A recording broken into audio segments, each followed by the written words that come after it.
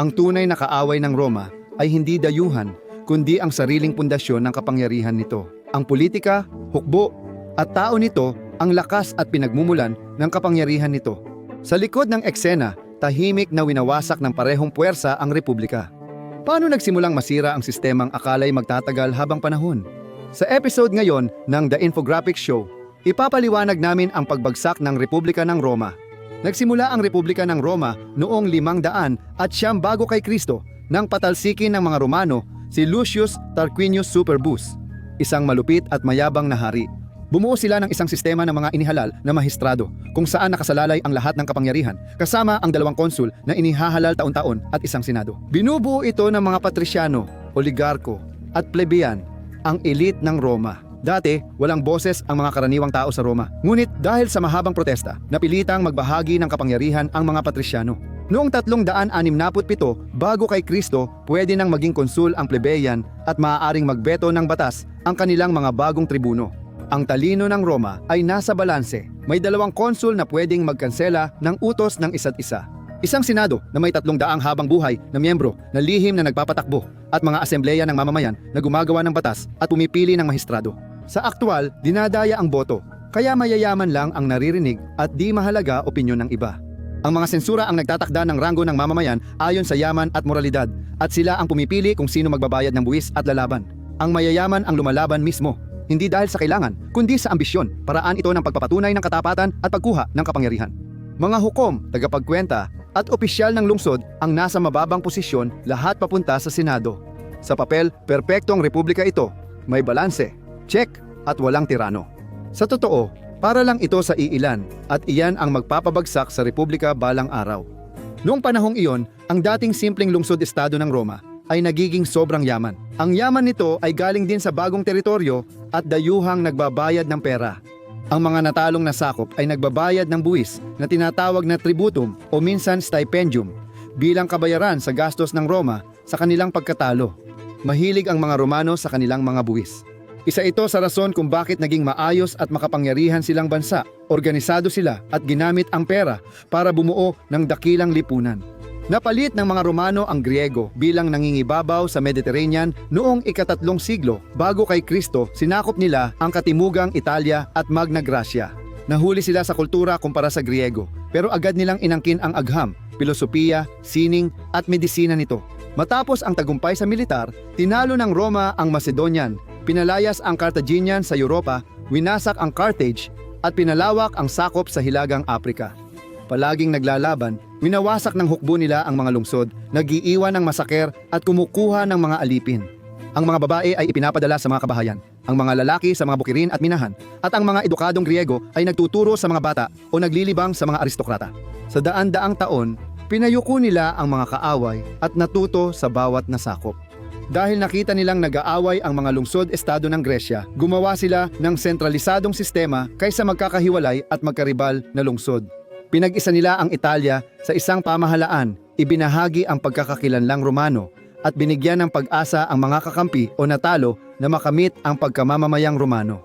Nabigo ang mga Griego dahil sa pagkakawatak-watak habang ginantimpalaan ng mga Romano ang katapatan. Sila ay mga praktikal na tao, lumikha ng burokrasya at infrastruktura, bumuo ng mga batas at nagtayo ng isang sibil na lipunan na magtatagal lampas sa sinumang pinuno. Dinisenyo ang pamahalaang ito para hadlangan ang pagsikat ng mga tirano. Na-inspire ng Griego ang mundo sa kaalaman, pero ang mga Romano ang marunong mamuno. Huwaran ang Roma sa pamumuno. Ngunit kasabay ng pagyaman ay dumating ang hindi pagkakapantay-pantay. Habang dumarami ang yaman nito, ganoon din ang populasyon nito. Karamihan ay mahirap habang ang elite ay umatras sa mas malalawak na lupa para mapanatili ang kanilang pribilehiyo. Binibili ng mga tiwali ang boto at nasusuhulan ang mga opisyal sa lahat ng antas. Bumuo sila ng mga batas upang limitahan ang luho at pigilan ang mayayaman na bilhin ang lahat ng pinakamagagandang lupa, ngunit dahil sa pera, naging maluwag ang mga patakaran. Inabuso o binaliwala ang batas, kaya lumala ang issue sa lupa. Agraryong lipunan ang Roma. Sa loob ng siglo, umasa ito sa pagsasaka para mapakain ang mga tao nito. Habang lumalakas at lumalago ang industriya ng pagpapadala, nakipagkalakalan ito sa buong Mediterranean. Pagkatapos, habang nanalo ng mas maraming teritoryo ang Roma, bumili ng mga alipin ang mayayaman. Ang mga aliping iyon ay ipinadala upang magtrabaho sa malalaking lupain o sa mga minahan. Hindi na kayang tapatan ng mga negosyo ng pamilya ang mga sakahan ng elite. Ang mga plebeyan na magsasaka na matagal ng gulugod ng republika ay ngayon napapaalis sa kanilang lupa. Mas marami kang pera, mas maraming alipin ang mabibili at mas lalaki ang negosyo mo. Bawal kumita sa kalakalan ang mga senador, ngunit kontrolado ng mga equestrian na nasa ibabang uri ang negosyo sa Roma at napapakinabangan nila ang mga batas para tumaas ang kanilang kita. May paglilitis sa katiwalian, pero kung may pera ka, mabibili ang hustisya. Naghatid ang kapitalismo ng malaking pag-unlad sa Roma, ngunit nagdulot din ito ng kasakiman. Samantala, habang nahihirapan ang karaniwang tao na makasabay, ang mga nagpapautang ay nagpapahiram sa kanila ng pera na may mataas na interes. Hindi sila makalaban, lalo na pag tinaasan ang buwis. Upang punduhan ang digmaan, nangolekta ng buwis ang mga gobernador, pero marami silang itinabi para sa sarili. Kaya hindi ito nakatulong sa mga plebo. Madalas, malayo ang labanan at umaasa silang makabalik sa bukirin. Kung kasing tagal ng ikalawang digmaang puniko, ang digmaan, 200 at 18,200 at isa bago kay Kristo, halos imposibleng mapanatili ang bukirin. Pagbalik nila, baka nabili na ng mga elitista lahat ng lupa at pinagtatrabaho ng libre ang kanilang mga alipin. Sabi ni Plutarch, ipinasa ang batas para hadlangan ang elitista sa pagbili ng higit 500 ektarya. Nagbayad lang ng suhol o gumamit ng legal na butas ang mayayaman. Kaya nawala ng saysay ang mga mahihirap. Dahil sa dami ng libreng paggawa sa Roma, mas marami ng dayuhang ipinanganak na alipin kaysa sa mga plebo. Halos imposibleng makahanap ng trabaho habang dumarami ang naghihirap na magsasaka. Iniwan nila ang mga bukirin at pumunta sila sa lungsod, umaasang makakahanap ng trabaho bilang mga pansamantalang manggagawa.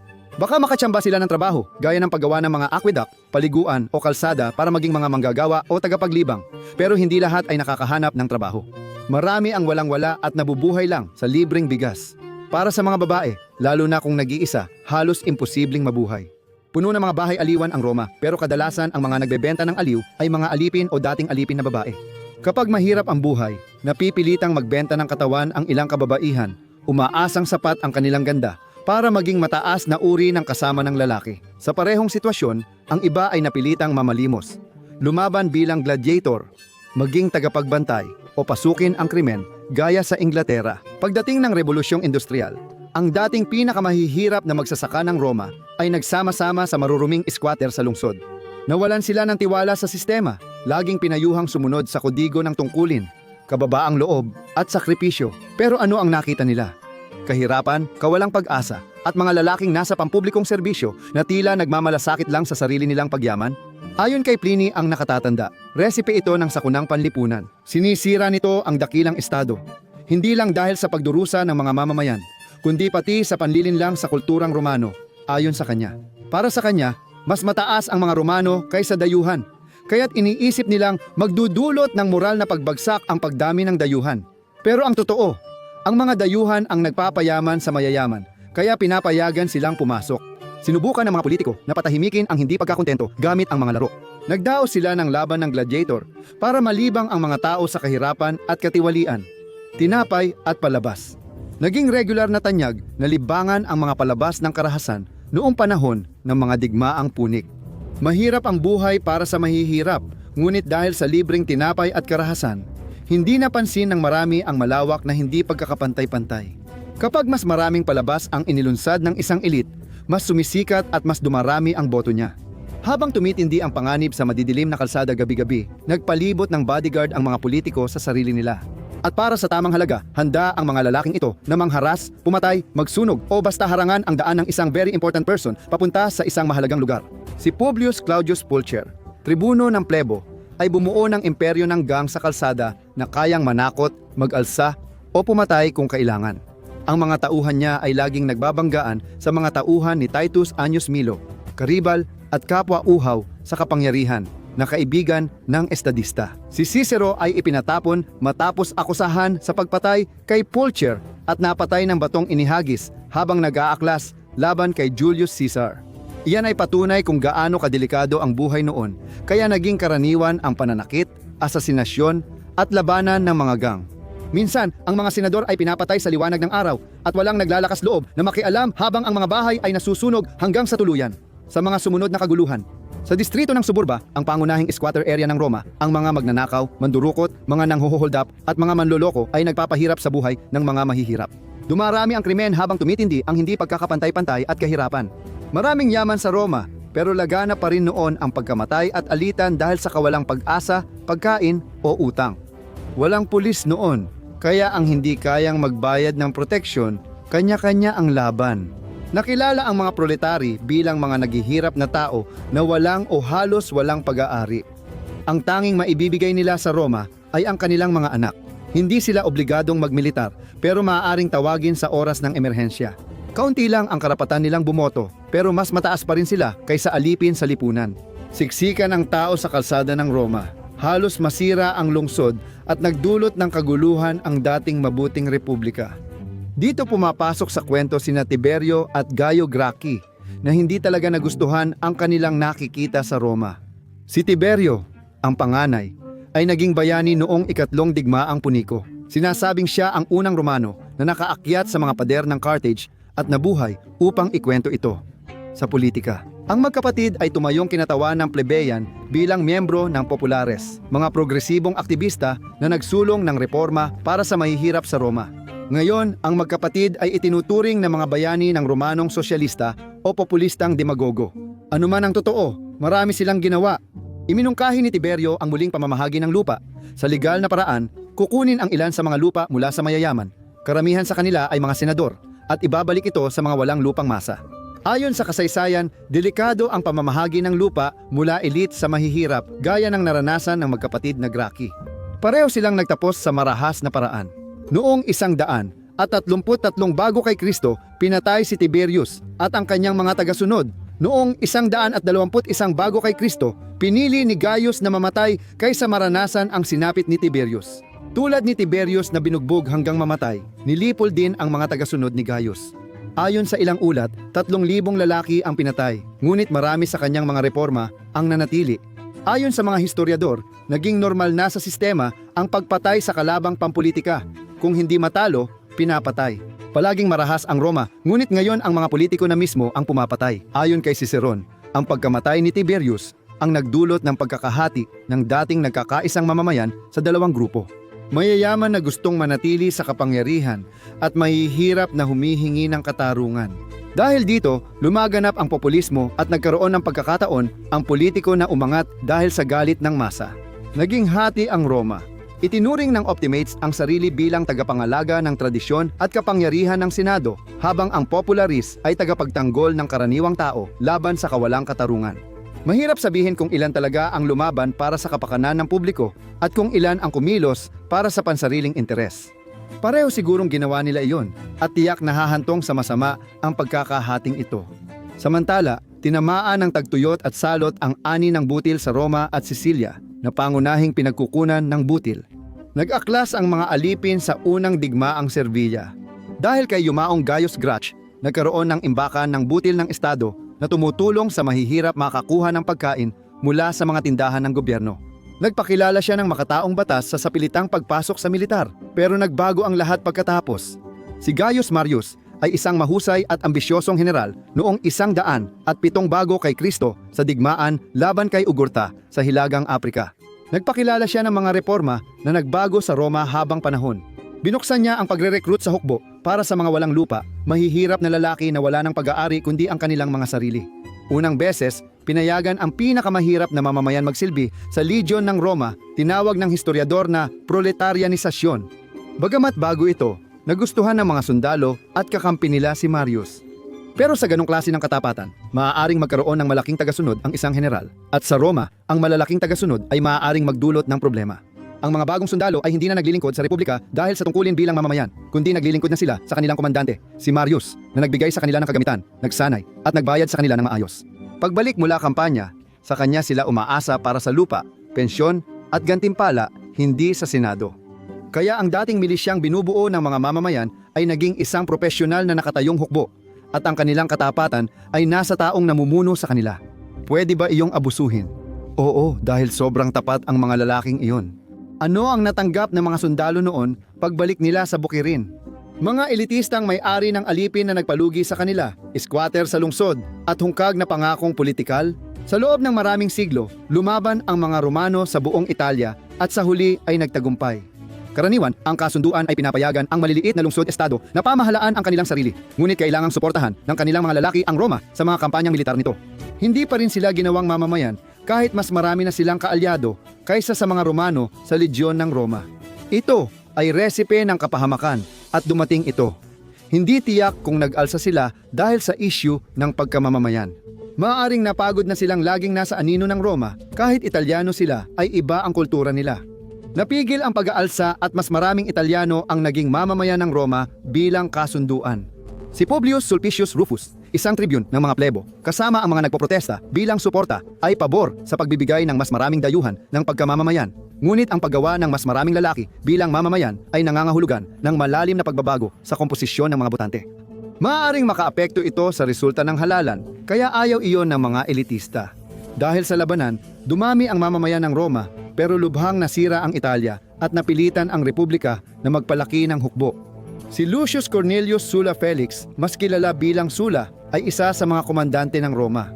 Mahusay na general mula sa humihinang patrisyanong pamilya, naglingkod siya kay dakilang Marius at ngayon ay magtatayo ng sariling pangalan. Sa silangan, nakikipaglaban. Haring Mithridates VI ng Pontus, kalahating Griego, kalahating Iranian, si Mithridates ay makapangyarihan at lubos na walang awa.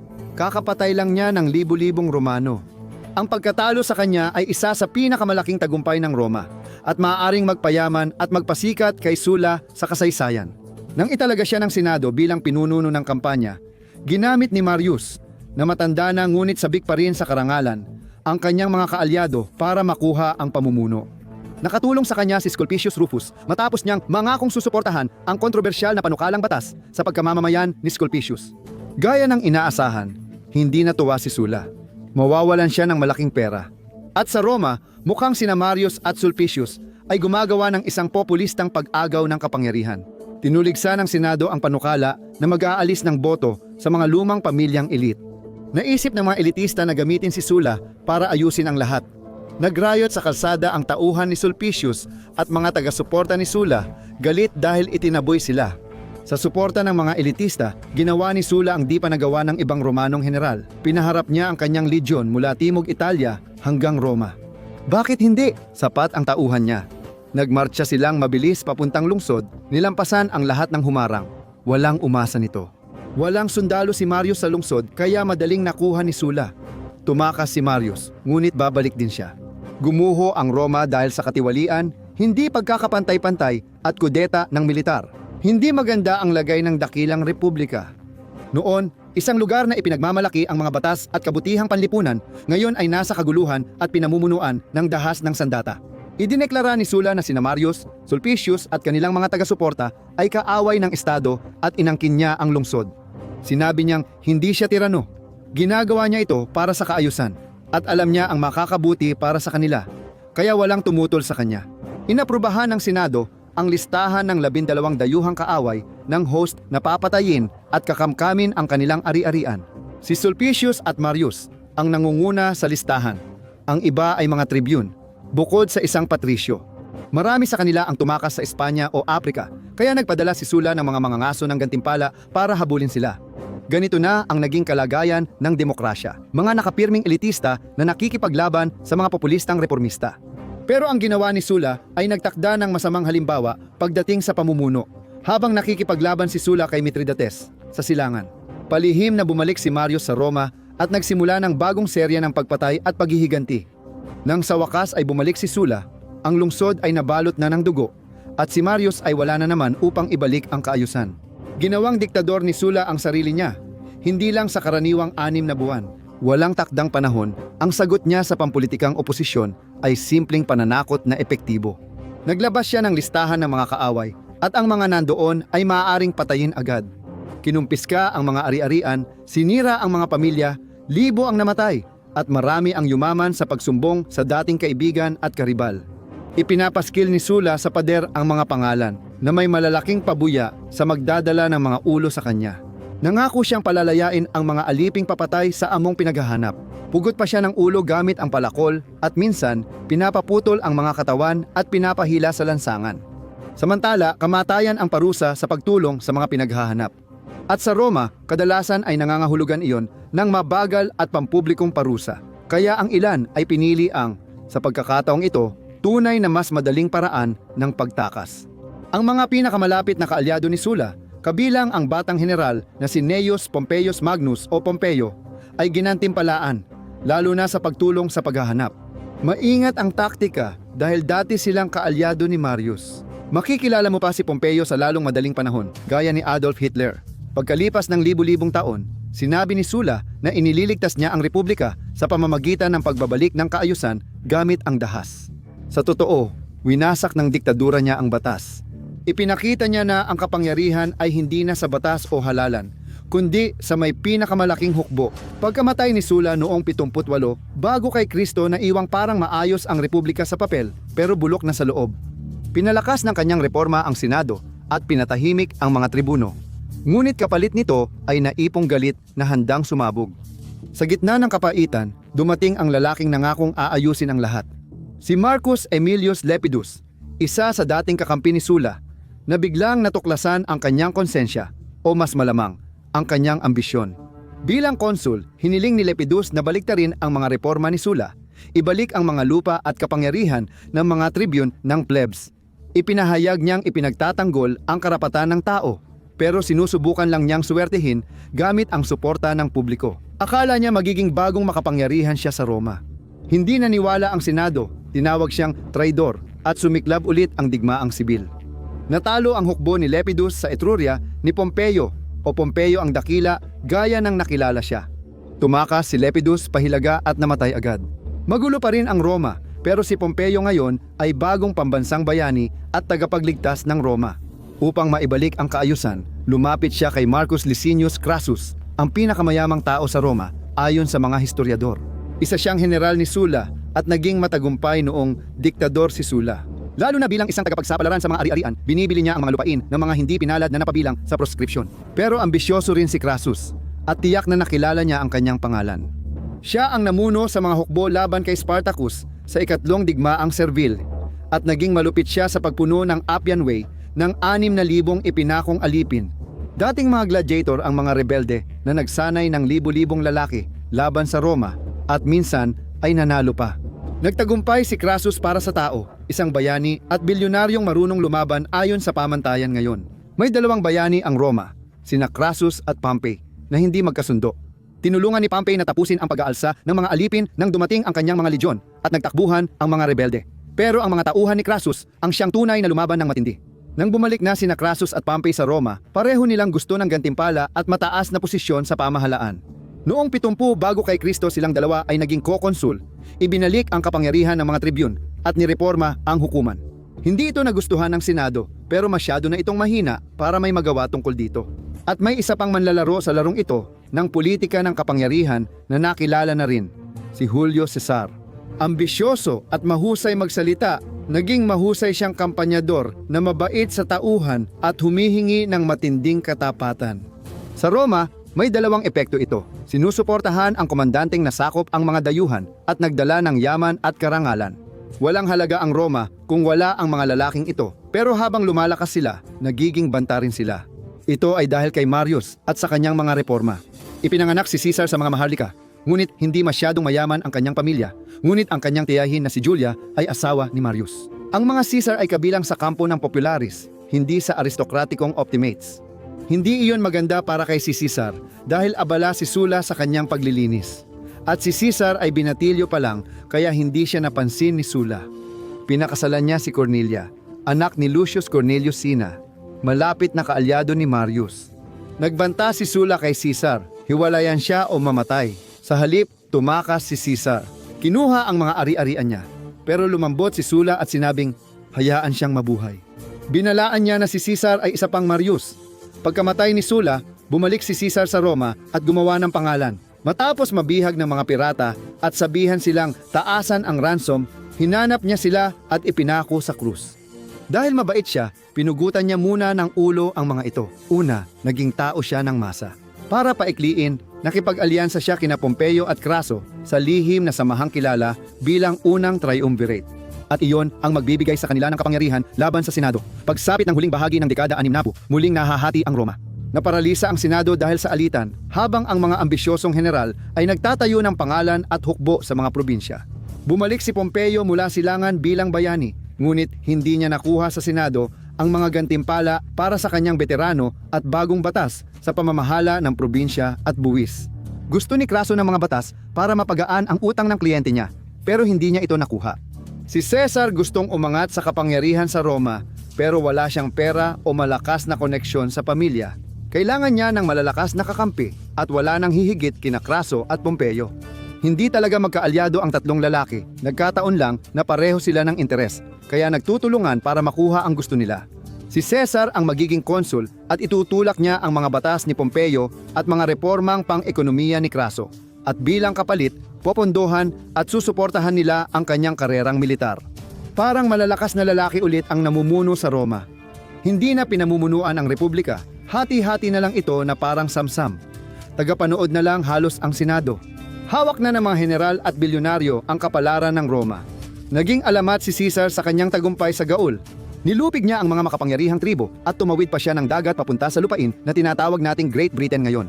Pagkalipas ng mga siglo, mas lalayo pa sa Hilaga ang mga Romano, hanggang sa Yorkshire, kung saan itatayo nila ang pader ni Hadrian para mapigilan ang mga tribo mula sa tinatawag nating Scotland ngayon. Hindi naging matagumpay si Caesar sa pagkuha ng permanenteng teritoryo sa Britain, pero kahanga-hanga pa rin na nadala niya ang kanyang mga legion doon. Sa unang paglapag niya noong 55 bago kay Kristo, halos hindi siya nakaligtas ng buhay. Pero sa pangalawang pagkakataon, makalipas ang isang taon, bumalik siya. Sa mas maraming tauhan at isang elepanteng pandigma, tinalo niya ang ilang tribo, nakuha ang mga alipin, butil at tao ng tributo para sa Roma. Ipinagdiwang si Caesar sa kanilang bayan. Nagsulat siya tungkol sa mga bagong lupain, tao, at teknolohiya na magdadala ng karangalan sa Roma. Dumating, nakita, nasakop. May teritoryo na siya ngayon sa Pransya, Alemanya, Switzerland, Netherlands, Belgium, Luxembourg, Britanya at Hilagang Italia. Hindi man magkasundo ang mga historiador sa kanyang mga tagumpay. Tinatayang nilabanan niya ang 3 milyong kalalakihan mula sa iba't ibang tribo. 1/4 ang napatay at 1/4 ang inalipin.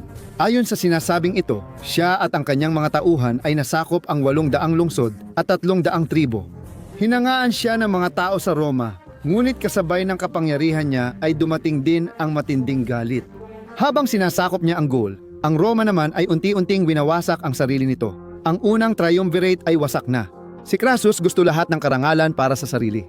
Ginawa niya ang napakapadalos-dalos na desisyon na harapin ang Imperyong Parthian sa kanyang tungkulin bilang gobernador ng Syria.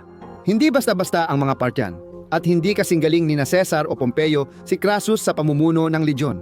Naging sakuna ang resulta. Nilipol ang kanyang hukbo sa labanan sa Carrhae, isa sa pinakamalalang pagkatalo ng Roma. Sa pagkawala ni Crassus, nagkawatak-watak ang triumvirate. Si Pompeo, na isa ring henyo sa militar, ay hindi natuwa sa panonood kay Caesar na maging pangunahing impluensya ng mga tao sa Roma. Nagbubulungan na naman ang Senado at di nagtagal ay nagkasundo silang si Pompeo ang magliligtas sa Republika at sa paggawa nito, pati na rin ang kanilang sariling interes. Pinakasalan ni Pompeo si Julia, anak ni si Caesar, na nagpatibay ng alyansa nila.